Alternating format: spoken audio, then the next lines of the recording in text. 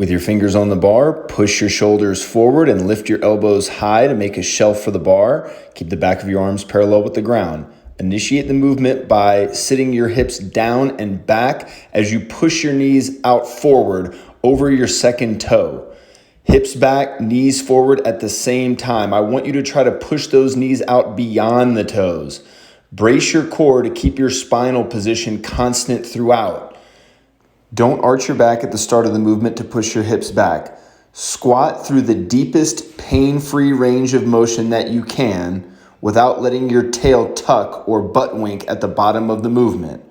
Keep your chest up, and remember, we're initiating the movement by pushing the hips down and back at the same time as we're pushing the knees forward and out beyond the second toe. If you're struggling with your squat depth, elevating your heels on plates or wearing heeled shoes will allow you to improve your squat depth and place a little more emphasis on your quads. I generally squat barefoot because I actually want to work on my ankle mobility.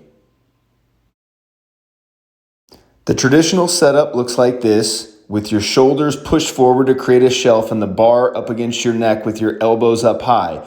But if you don't have the mobility to do that, you can cross over your arms like this and accomplish the same thing.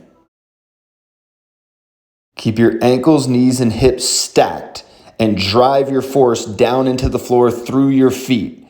I don't want to see you spreading your knees out like it's an Olympic lift. That's something that's used in competition. We want this to be functional and carry over into life and make us strong. If you're not strong enough or comfortable enough with the front squat position with a barbell, you can use a heavy dumbbell or kettlebell and do front squats in the goblet position. Here's another variation with the kettlebell that some people like more than holding it by the horns. Here's yet another variation with double kettlebells in the rack position that will allow you to load up more weight without a barbell. The most important takeaway is that you sit your hips down and back as you push your knees forward over your second toe.